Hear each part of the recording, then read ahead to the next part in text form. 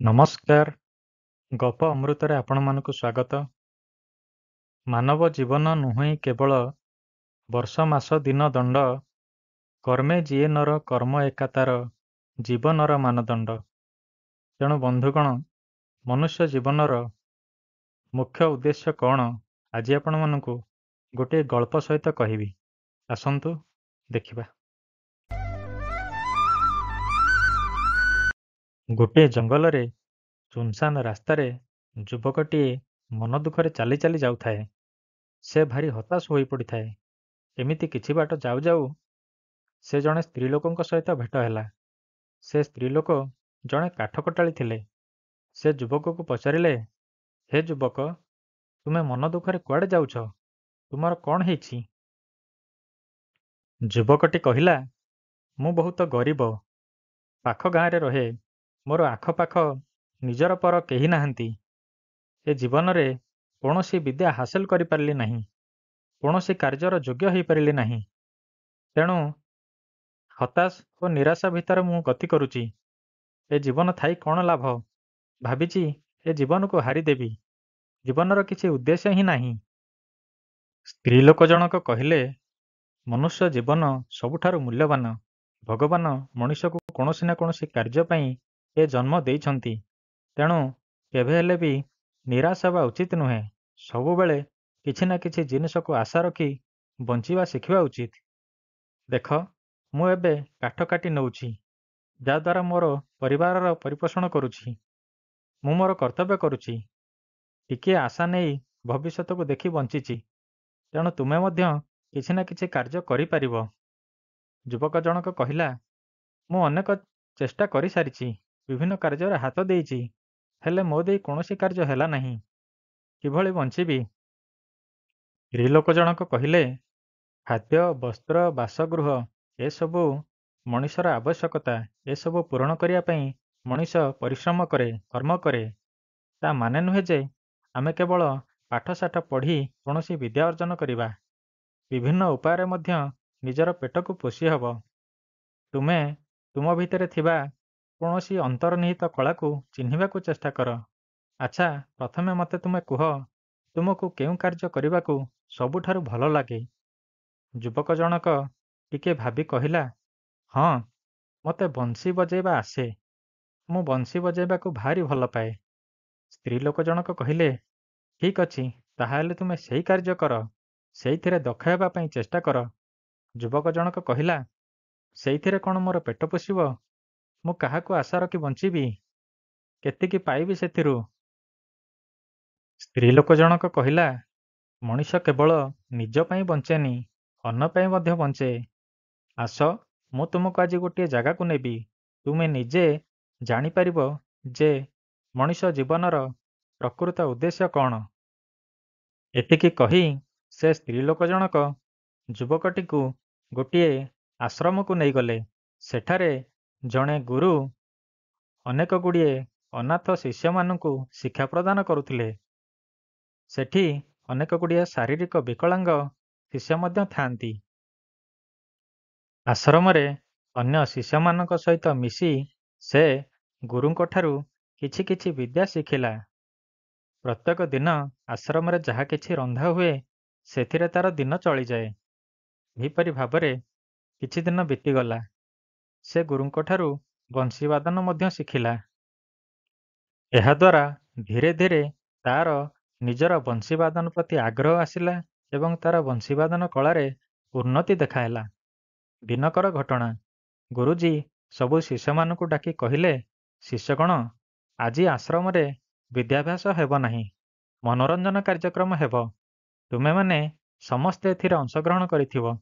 ନିଜେ ନିଜେ ଶିଖିଥିବା କଳା ପ୍ରଦର୍ଶନ କରିବ। ଏହା ଦେଖି ସମସ୍ତ ଶିଷ୍ୟ ଅତ୍ୟନ୍ତ ଆନନ୍ଦର ସହିତ ସେହି ଦିନଟିକୁ ବିତାଇବା ପାଇଁ ଚେଷ୍ଟା କଲେ। ସେହିଦିନ ସେ ବଂଶୀବାଦକ ଅର୍ଥାତ୍ ଯୁବକଟି ବଂଶୀ ବଜାଉଥାଏ। ଅନେକ ଗୁଡ଼ିଏ ଶିଷ୍ୟ ଆଶ୍ରମ ଆଗରେ ବସିଥାନ୍ତି। ତାଙ୍କ ମଧ୍ୟରେ ଥାଏ ଗୋଟିଏ ଶିଷ୍ୟ ଯିଏକି ଜନ୍ମରୁ ଅନ୍ଧ। ଯୁବକଟି ଅନେକ ମନମତାଣିଆ ରାଗରେ ବଂଶୀ ବଜାଇ ଚାଲିଥାଏ। ଏମିତି ଧୀରେ ଧୀରେ ତାର ବଂଶୀ ବାଦନ ସରିବାକୁ ବସିଛି। ହଠାତ୍ ଏହି ସମୟରେ ଅନ୍ଧ ପିଲାଟି ପାଟି କରି କହିଲା, ଆପଣ ବଂଶୀ ବଜାଇବା ବନ୍ଦ କରନ୍ତୁନି। ଆପଣ ଯେଉଁ ସ୍ୱରରେ ବଂଶୀ ବଜାଉଛନ୍ତି ତାହା ମୋ ମନକୁ ଆନ୍ଦୋଳିତ କରୁଛି। ମୋତେ ଲାଗୁଛି ଧୀରେ ଧୀରେ ମୋ ଆଖିକୁ କିଛି କିଛି ଝାପ୍ସା ଦେଖାଯାଉଛି। ମୋତେ ଲାଗୁଛି ମୁଁ ମୋ ଦୃଷ୍ଟିଶକ୍ତି ପାଉଛି। ଆପଣ ବଂଶୀ ବଜାଇବା ବନ୍ଦ କରନ୍ତୁନି। ସେହି ରାଗରେ ବଜେଇ ଚାଲନ୍ତୁ। ଅନ୍ଧ ପିଲାଟିର ଏଭଳି କଥା ଶୁଣି ଯୁବକଟିର ମନ ଆନନ୍ଦରେ ଭରିଗଲା। ସେ ଆହୁରି ପରିଶ୍ରମ କରି ଅତ୍ୟନ୍ତ ଉତ୍କଣ୍ଠାର ସହିତ ମନ ଲଗାଇ ସେହି ରାଗଟିକୁ ଅଧିକ ସୁମଧୁର ଢଙ୍ଗରେ ବଜେଇବାକୁ ଲାଗିଲା। ତାର ଏଭଳି ବଂଶୀସ୍ୱନ ଶୁଣି ଧୀରେ ଧୀରେ ଅନ୍ଧ ପିଲାଟିକୁ କିଛି କିଛି ଜିନିଷ ଝାପ୍ସା ଝାପ୍ସା ଦେଖାଗଲା। ଏହା ଦେଖି ଯୁବକଟି କାନ୍ଦି ପକାଇଲା, ଆତ୍ମବିଭୋର ହୋଇଗଲା। ସେ ସେହି ମୁହୂର୍ତ୍ତରେ ଜାଣିପାରିଲା ଯେ ମୋ ଜୀବନର ଉଦ୍ଦେଶ୍ୟ କ'ଣ। ଯଦି ମୁଁ ସେଦିନ ଆତ୍ମାହୁତି ଦେଇଥାନ୍ତି, ଯଦି ମୁଁ ସେଦିନ ଜୀବନକୁ ହାରି ଦେଇଥାନ୍ତି, ତାହାହେଲେ ଆଜି ମୋ ଦ୍ୱାରା ଏହି ପବିତ୍ର କାର୍ଯ୍ୟ ହେଇପାରି ନଥାନ୍ତା। ଏଭଳି କାମ କରି ମୁଁ ନିଜକୁ ଧନ୍ୟ ମନେ କରୁଛି। ଆଜି ହିଁ ମୁଁ ଜାଣିଲି ଯେ ଯେକୌଣସି ବିଦ୍ୟା ହେଉ, ଛୋଟିଆ ଛୋଟିଆ କଳା ବି ହେଉ, ଯଦି ଆମେ ଠିକ୍ ଭାବରେ ତାକୁ ଆପଣେଇବା, ତାହାହେଲେ ନିଶ୍ଚିନ୍ତ ଭାବରେ ନିଜର ଏବଂ ଅନ୍ୟମାନଙ୍କର ମଙ୍ଗଳ ସାଧିତ ହେବ। ଭଗବାନ ସମସ୍ତଙ୍କୁ କିଛି ନା କିଛି ଉଦ୍ଦେଶ୍ୟ ପାଇଁ ବଞ୍ଚେଇ ରଖିଥାନ୍ତି। ଏହିପରି ଭାବି ଯୁବକଟି ମନେ ମନେ ଈଶ୍ୱରଙ୍କୁ ଧନ୍ୟବାଦ ଦେଲା ଏବଂ ତାହା ଗୁରୁ ଏବଂ ସେ ସ୍ତ୍ରୀ ଲୋକ ପ୍ରତି ମନେ ମନେ କୃତଜ୍ଞତା ଜଣାଇଲା। ବନ୍ଧୁଗଣ, ଏହି ଗଳ୍ପରୁ ଆମେ ଜାଣିପାରୁଛେ ଯେ ଆମେ ଯେଉଁ ଅବସ୍ଥାରେ ଯେଉଁ ସମୟରେ ଜୀବନର ମୂଲ୍ୟକୁ ଯାହା ବୁଝୁଛେ, ତାଠାରୁ ଅଧିକ ଭଗବାନ ଆମ ପାଇଁ ଚିନ୍ତା କରିଥାନ୍ତି। ଆମ ଜୀବନରେ କ'ଣ କ'ଣ ଘଟିବ, ଆମ ଜୀବନର ଉଦ୍ଦେଶ୍ୟ କ'ଣ, ଆମେ କାହାର କୋଉ କାମରେ ଆସିବା, ତାହା ଆମେ ବର୍ତ୍ତମାନ ଜାଣିପାରୁନେ। ତାହା ଜାଣିଛନ୍ତି କେବଳ ଈଶ୍ୱର। ଭଗବାନ ମଣିଷକୁ ଜନ୍ମ ଦେଇଛନ୍ତି ତିନୋଟି ଉଦ୍ଦେଶ୍ୟ ପୂରଣ କରିବା ପାଇଁ। ପ୍ରଥମଟି ହେଉଛି ମନୁଷ୍ୟ ନିଜର ମଣିଷପଣିଆ ବା ମାନବ ଭିତରେ ଥିବା ଗୁଣକୁ ବିକଶିତ କରିବ। ଦୟା, କ୍ଷମା, ପରୋପକାର ଏଭଳି ଚିନ୍ତାଧାରା ପ୍ରତ୍ୟେକ ମଣିଷ ଭିତରେ ରହିବା ଆବଶ୍ୟକ। ଜଣେ ମଣିଷ ହିଁ ଅନ୍ୟ ଜଣେ ମଣିଷର କାମରେ ଆସିବ। କେବଳ ମଣିଷ କାହିଁକି, ଏ ସୃଷ୍ଟିକୁ ରକ୍ଷା କରିବା, ସମସ୍ତ ଜୀବଜନ୍ତୁଙ୍କ ପ୍ରତି ଦୟାଭାବ, ଅହିଂସା ଭାବ ରଖିବା, ଏସବୁ ମନୁଷ୍ୟର ଜୀବନର ପରମ ଉଦ୍ଦେଶ୍ୟ। ଏହାକୁ ଭଲ ଭାବରେ ପାଳନ କଲେ ମଣିଷ ଯାଇ ଭଗବାନଙ୍କ ସହିତ ସମକକ୍ଷ ହୋଇପାରିବ। ମନୁଷ୍ୟ ଜୀବନର ଦ୍ୱିତୀୟ ଉଦ୍ଦେଶ୍ୟ ହେଉଛି ନିଜର କର୍ତ୍ତବ୍ୟ କରିବା, ଅର୍ଥାତ୍ ଯେକୌଣସି ଗୋଟିଏ ବିଷୟରେ ବା ଯେକୌଣସି ଗୋଟିଏ ବିଦ୍ୟାରେ ଦଖଲ ହାସଲ କରି ତାହାକୁ ନିଜର ଜୀବିକା ରୂପେ ଗ୍ରହଣ କରିବା ହେଉଛି ମନୁଷ୍ୟ ଜୀବନର ଦ୍ୱିତୀୟ ଉଦ୍ଦେଶ୍ୟ, ଯାହାଦ୍ୱାରା ସେ ଧନ ଅର୍ଜନ କରିପାରିବ। ତେଣୁ ଶାସ୍ତ୍ରରେ କୁହାଯାଇଛି, ବିଦ୍ୟା ଦଦାତି ବିନୟମ୍ ବିନୟାତ୍ ଜାତି ପାତ୍ରତାମ୍ ପାତ୍ରତାତ୍ ଧନମ୍ ଅପ୍ନୋତି ଧନାତ୍ ଧର୍ମଃ ତତଃ ସୁଖମ୍। ଭଗବାନ ମଣିଷକୁ ଶ୍ରେଷ୍ଠ ପ୍ରାଣୀ ରୂପେ ଗଢ଼ି ତୋଳିଛନ୍ତି। ମନୁଷ୍ୟ ଦେହରେ ଭଗବାନ ସେହି ଶକ୍ତି ଭରି ଦେଇଛନ୍ତି ଯାହାଦ୍ୱାରା ସେ ଭଗବାନଙ୍କୁ ଦେଖିପାରିବ, ଭଗବାନଙ୍କର ନିକଟବର୍ତ୍ତୀ ହୋଇପାରିବ। ତେଣୁ କୁହାଯାଇଛି ଯେ ମନୁଷ୍ୟ ଦେହେ ଦିବ୍ୟଜ୍ଞାନ ଦେଖି ସନ୍ତୋଷ ଭଗବାନ।